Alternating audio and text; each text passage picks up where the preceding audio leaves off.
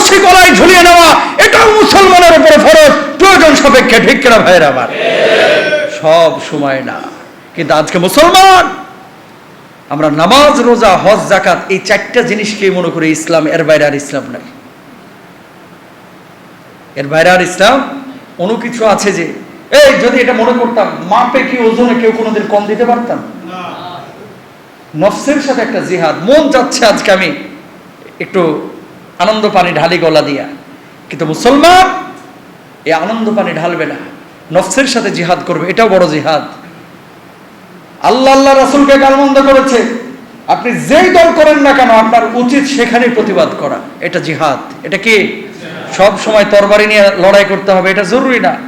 মহল্লায় দেখতে পাচ্ছেন ওখানে গান বাজতেছে, মেয়ে নিয়ে এসে নাচানাচি করতেছে, ফুর্তি করতেছে, আপনি জানেন যে এখানে আকাম হচ্ছে, ওই জায়গাটায় যে পুলিশকে যদি 999-এ ফোন দিয়ে কাজটা বন্ধ করে দেন, সেটাও আপনি জিহাদ করলেন। আল্লাহু আকবার বলেন। কারণ আপনি যে কাজটা করেছেন অনেকে কাজটা করার সাহসও করে নাই। এগুলো জিহাদ, যুদ্ধ। আবার কখনো যদি মুখোমুখি সংঘর্ষ হয়, রাষ্ট্রীয়ভাবে ইসলামিক ফাউন্ডেশন বলে দিয়েছে, অথবা সারা ওয়ার্ল্ডের মুসলমানরা একদিকে চলে গেছে, এখন আল্লাহর জমিনে আল্লাহর দিন টিকিয়ে রাখার জন্য ময়দানে যাওয়ার প্রয়োজন, তখন লড়াই করা এটাও আপনার উপর আবশ্যক। সুতরাং ইমানদারকে উদখুলু ফিস সিলমে কাফা, পরিপূর্ণভাবে নিজেকে যে আল্লাহর সামনে সঁপে দিয়েছে। আমিত্ব বলতে কিছু নাই, আমার বলতে কোনো কিছু নাই। এই হাতের মালিক আমার আল্লাহ, এই চোখের মালিক আমার আল্লাহ, এই জিহ্বার মালিক আল্লাহ, এই জুব্বার মালিক আল্লাহ, এই বডির মালিক আল্লাহ, আমার পাটার মালিক আল্লাহ। সুতরাং আল্লাহ আমার বলতে কোনো কিছু নাই, আমার আল্লাহর জিনিস আল্লাহ আমার কাছে আমানত রেখেছে, আমার আল্লাহ যেমনে বলবে আমি সেইভাবে চলবো, ঠিক কিনা? আর যদি বলেন যে লিডার যেমনে বলবে সেইভাবে চলবো, তাহলে আপনি গোলামি করলেন লিডারের, আল্লাহর না। কথা বলে না। চোখ, কান, এই হাত এগুলো বানাইছে কে? আল্লাহ সুবহানাহু ওয়া তাআলা। সুতরাং গোলামি হবে একমাত্র সেই আল্লাহ সুবহানাহু ওয়া তাআলার। কোন মানুষের গোলামি কোন মুসলমান করতে পারে না, প্রিয় ভাইরা আমার।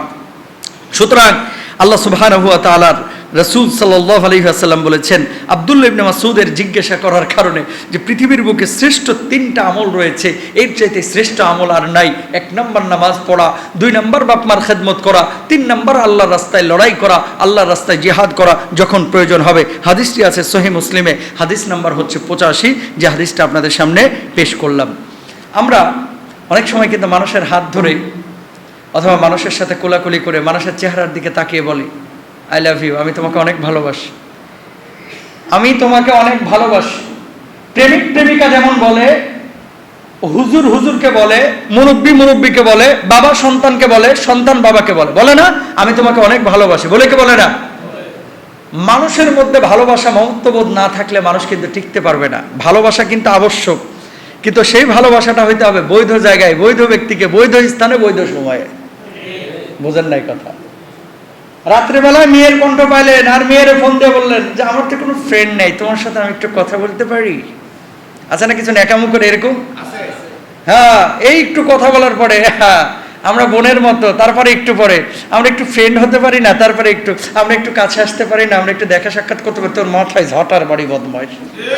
এরকম কিছু আছে না? নাই, জোরে বলেন।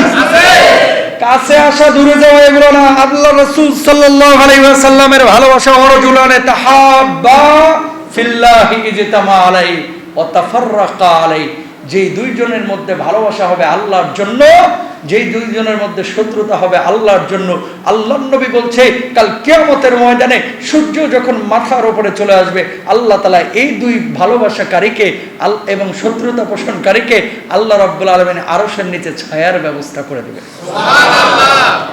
তাহলে আমাদের ভালোবাসা হবে কার জন্য? আল্লাহর জন্য। এই তুমি দাঁড়াও, এদিকে আসো। মুআজ বিন জাবাল রাদিয়াল্লাহু তাআলা নবীজির পাশে দাঁড়ানো, খেয়াল করেন খুব মনোযোগ দিয়ে। সাহাবীর নাম কি বললাম? বৈশা রয়েছে, বলেন না একটু। আল্লাহর নবী সাল্লাল্লাহু আলাইহি ওয়াসাল্লাম এভাবে হাত ধরলেন, কার? মুআজ বিন জাবালের। সুবহানাল্লাহ বলবেন না? সুবহানাল্লাহ। আচ্ছা, নবীজি যখন কোনো কথা মুখ থেকে বাহির করতেন, সাহাবীরা কি অবিশ্বাস করতেন কেউ? এই সাহস কি কারো ছিল? মুআজ বিন জাবালের হাতটা ধরে নবীজি হাদিসের মধ্যে আসতেছে, বলতেছে মুআজ আমি তোমাকে ভালোবাসি। সুবহানাল্লাহ বলেন না? সুবহানাল্লাহ। কে বলতেছে? নবীজি। কাকে বলতেছে? মুআজ বিন জাবালকে। হাত ধরে নবীজি বলতেছে, মুআজ আমি তোমাকে ভালোবাসি। আল্লাহু আকবার। এরপরে দেখেন নবীজি সাল্লাল্লাহু আলাইহি ওয়াসাল্লাম এরপরে কি বলতেছেন, আবার বলতেছেন, মুআজ আল্লাহর নামে হলফ করে বলতেছি আমি তোমাকে ভালোবাসি, মুআজ আমি তোমাকে ভালোবাসি। ইসলামের শত্রু যারা, তারাও নবীজিকে বিশ্বাস করতেন, তার কথায় সামান্য কোনো সন্দেহ আল্লাহ রাসূল সাল্লাল্লাহু আলাইহি ওয়াসাল্লামের ব্যাপারে করতেন না। নবীজি বলতেছেন, মুআজ আমি তোমাকে ভালোবাসি, একটা কথা বলবো? ইয়া রাসূলুল্লাহ বলেন। যাও বসো। আল্লাহ রাসূল সাল্লাল্লাহু আলাইহি ওয়াসাল্লাম তখন মুআজকে বলতেছেন, মুআজ ভালোবাসার কথা মনে করে দিয়ে রাসূল সাল্লাল্লাহু আলাইহি ওয়াসাল্লাম বললেন, আমি তোমাকে একটা কথা বলি, এই আমলটা কখনো ছাড়বা না। রাসূল আকরাম সাল্লাল্লাহু আলাইহি ওয়াসাল্লাম মুআজকে বললেন, মুআজ আমি তোমাকে বলছি কখনোই নামাজের পরে এই দোয়াটা ছাড়বা না। দোয়াটা কি? আপনারা অনেকেই হয়তো পড়েন কিন্তু হিস্ট্রি জানেন না। আল্লাহ রাসূল সাল্লাল্লাহু আলাইহি ওয়াসাল্লাম বললেন, আল্লাহুম্মা আইন্নি আলা যিকরিকা ওয়া শুকরিকা ওয়া হুসনি ইবাদাতিক। বলুন আল্লাহু আকবার। নবীজি হাত ধরে বলতেছে, আমি তোমাকে ভালোবাসি মুআজ, আমি তোমাকে ভালোবাসি মুআজ, আমি তোমাকে ভালোবাসি, আই লাভ ইউ, আমি তোমাকে ভালোবাসি। মুআজ এই দোয়াটা কখনো নামাজের পরে ছাড়ো না। আল্লাহুম্মা আইন্নি আলা যিকরিকা ওয়া শুকরিকা ওয়া হুসনি ইবাদাতিক। আল্লাহর শুকরিয়া আদায় করে এই দোয়াটা কেউ পড়বে নামাজের পরে, আল্লাহ রাব্বুল আলামিন তার জন্য জান্নাতের দরজা খুলে দিবে। তাহলে একজন সাহাবীকে নবীজি কি বলছেন? আমি তোমাকে ভালোবাসি। ভালোবাসে কি বললেন? আমলের কথা শোনাইলেন। আর আমরা ভালোবাসে ডাকি রমনা পার্কে। কথা বলেন না কেন? বন্ধু বান্ধবের সাথে ভালোবাসা, বন্ধু বান্ধবীর সাথে ভালোবাসা, বান্ধবী বান্ধবীর সাথে ভালোবাসা, বন্ধু বন্ধুর সাথে ভালোবাসা।